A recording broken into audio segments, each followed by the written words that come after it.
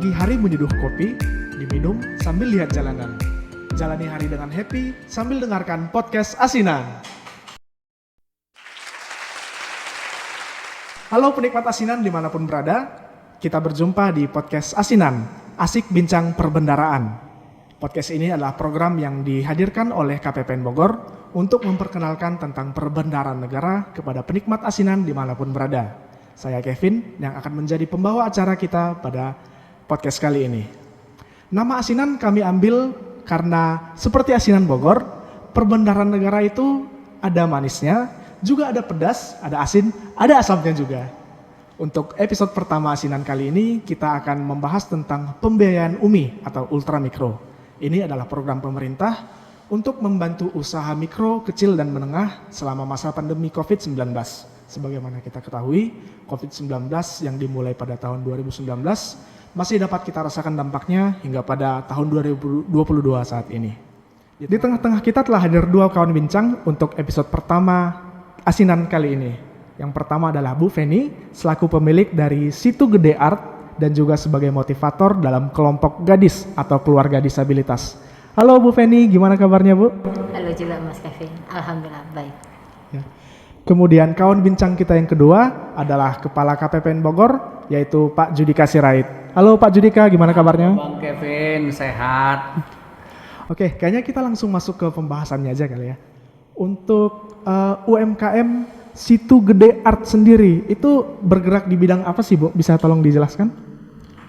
Situ Gede Art itu bergerak di bidang craft yang terbuat dari anyaman daun pandan dan daur ulang. Nah, awal dari Situ Gede Art ini gimana Bu? Kenapa bisa sampai kepikiran membuat usaha di bidang craft? Saya resign dari kerja dari NGO itu tahun 2017. Saya setelah itu bergerak di bidang pendidikan. Saya punya kakak seperti bimbel. Bimbel itu ada dua juga. Saya punya bimbelnya berbayar dan dan non bayar atau gratis. Nah, di sana ternyata gara-gara si corona datang, itu mulailah kita nggak bisa jalan, dikit-dikit di blok gitu ya, apalagi saat zona merah di situ gede, itu susah sekali. Nah, akhirnya udah sempet linglung,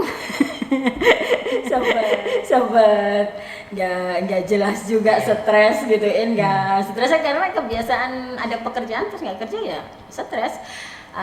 Tapi untungnya pemerintahnya tahu untuk mengatasi orang yang stres ada program BPUM ya kalau nggak salah, itu untuk UKM 2,4.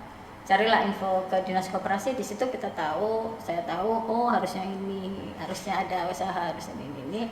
Akhirnya saya mendaftarlah di situ. Nah, saat saya mendaftar, saya dapat kesempatan untuk ininya, terus didaftar juga sebagai UKM-nya dari Dinkop. Jadi resmi daftar sebagai BPUM dan sebagai UKM saat itu. Itu kejadiannya September 2020. Nah, di September 2020 itu ada Dinkop pertama kali itu ngadain basar di BTW selama 4 hari. Saya nggak punya produk, tapi bisa, memang hobi begitu, jadi ikut aja, sok pede. Nah, itu sengaja tidak ngambil satu meja sendiri, digabung dengan teman-teman yang lain, diikut-ikutin teman-teman lain, akhirnya dapat lah. Ya udah ikut-ikut gitu, tapi belum dapat juga sih bantuannya. Oh, jadi selama merintis usaha masih terkendala soal permodalan ya Bu?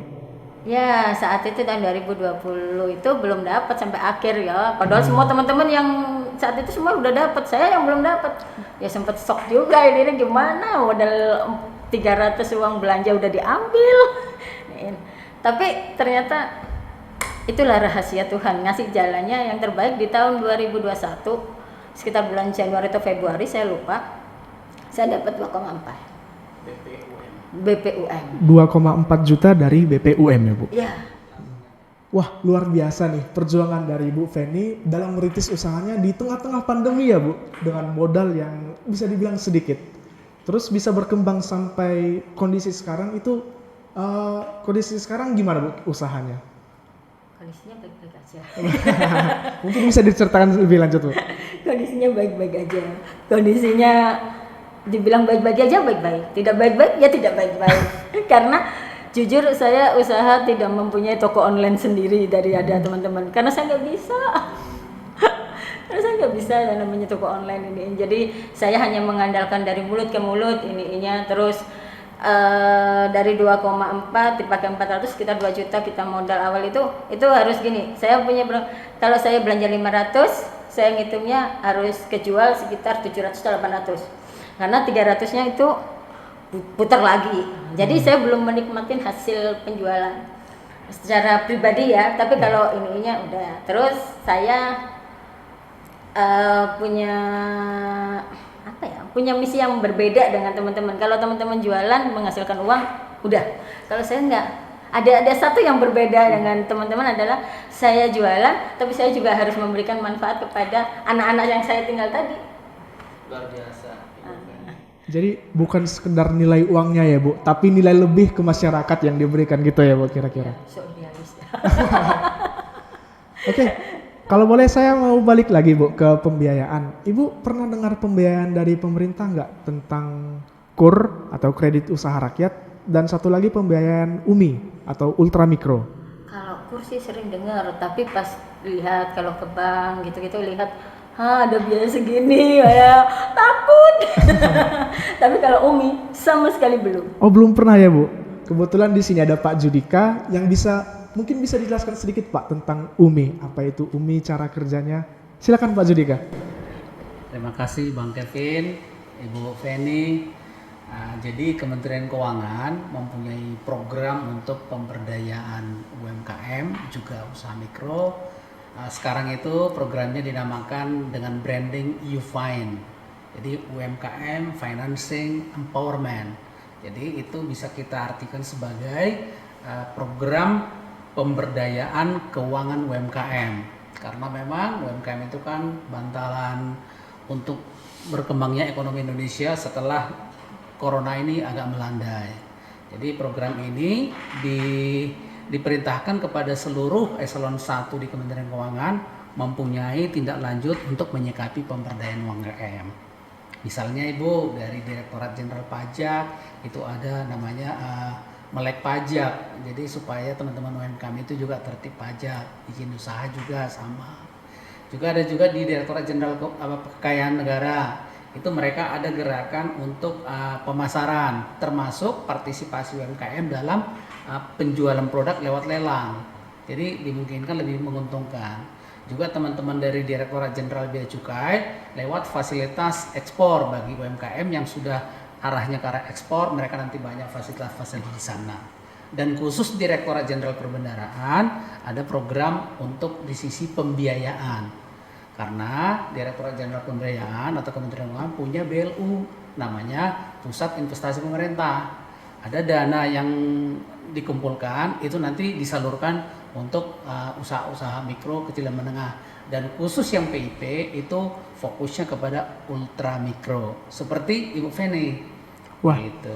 Berarti nanti usaha Situ Gede Art kira-kira bisa nanti Pak untuk pembiayaan UMI-nya? Benar sekali Bang Kevin, Bu Feni. Jadi Ibu Feni tadi kan kalau misalnya kita ke bank itu kayaknya kok takut ya. Iya. Jadi sasaran dari UMI ini adalah kepada teman-teman kayak Bu Feni ini yang tidak mendapatkan akses ke bank, mungkin karena kesulitan keuangan, kesulitan kesulitan penjaminan seperti itu. Nah, sedangkan khusus di dana untuk UMI ini relatif lebih ringan, syaratnya juga gampang. Nggak pakai jaminan. Kalau jaminan itu nanti tergantung analis dari penyalur, karena penyalurnya bukan bank Bu Feni. Penyalurnya ada 4 lembaga keuangan non bank, itu ada Permodalan Nasional Madani (PNM), Ibu mungkin pernah dengar, ada juga Pegadaian, ya, ada Bahana Arta Ventura, sama beberapa koperasi yang terpilih. Gitu. Nah, nanti mereka yang menganalisis, tapi pada dasarnya sih tidak mempunyai jaminan, karena ini sasarannya benar-benar segmen UMKM yang disebut ultra mikro tadi. Kenapa? Besarannya memang maksimal 20 juta untuk di tahun sekarang. Tahun 2020 itu masih sampai 10 juta, sekarang sudah 20 juta. Gitu Bang Kevin. Jadi UMKM benar-benar dimudahkan ya Pak untuk permodalan melalui program UMI ini. Ya, itu salah satu program pemerintah yang nyata diterima teman-teman UMKM setelah corona ini agak melandai. Wah, ternyata pemerintah juga menunjukkan kepeduliannya untuk UMKM dan masyarakat kecil melalui berbagai program juga ternyata Pak di Kementerian Keuangan ya. Gimana Bu Feni, apakah tertarik untuk mengambil program pembiayaan UMI? Ingin sih. Nah, berarti nanti kita bisa memfasilitasi Bu Feni untuk kita ketemu langsung dengan penyalur tadi. Nanti mungkin kita ambil sampel mungkin Pegadaian atau PNM. Nanti kita kan aktif Ibu. Jadi KPPN itu juga sekarang untuk mendukung program Ufind tadi itu kami juga melakukan monitoring dan evaluasi. Langsung ketemu dengan UMKM ultra mikro tadi yang sudah menjadi debitur, sudah menerima dana dari PIP. Wah, menarik sekali ternyata program bantuan dari pemerintah untuk permodalan UMKM. Juga kisah dari Bu Feni yang bisa bertahan, mempertahankan, bahkan mengembangkan usahanya di tengah pandemi hingga pada akhirnya berkembang sampai sekarang. Mungkin kita langsung ke penutup aja ya Pak. Kira-kira dari Bu Feni, ada yang mau disampaikan nggak untuk penikmat asinan dimanapun berada, terkhusus untuk pelaku UMKM, ada yang mau disampaikan nggak Bu? Ya, jalanin aja apa yang sudah terjadi. Nggak usah disesalin, nggak usah ngeluh, karena ntar pasti ada nikmatnya. Seperti kita makan asinan, pedas, manis, iniin. Kalau itu bersatu, itu nikmat kok. Siap, terima kasih atas pesannya Bu Feni. Mungkin dari Pak Judika ada pesan penutup juga Pak? Ini pesannya penting. Jadi tadi saya mau ingin tambahkan, tujuan dari UMI adalah selain pemberdayaan usaha mikro, juga sebenarnya membawa seperti teman-teman Ibu Feni ini naik kelas. Jadi nanti tidak ultra mikro lagi. Dan yang berikutnya adalah bagaimana Bu Feni dengan usahanya itu bisa masuk ke dunia digital, supaya nanti penjualannya itu menjadi lebih mudah lewat pasar-pasar DigiPay atau marketplace kalau Ibu pernah dengar. Nah, yang terakhir nih Bu Feni, Mas Kevin. Siap. Dalam rangka Hari Uang tahun ini, ya Kementerian Keuangan di Kota Bogor Raya ini akan mengadakan bazar UMKM. Nanti tanggal 30 di kawasan terpadu Kementerian Keuangan. Nanti mudah-mudahan Bu Feni atau mungkin temannya bisa hadir di sana sebagai salah satu UMKM yang untuk menjual atau memperkenalkan produk.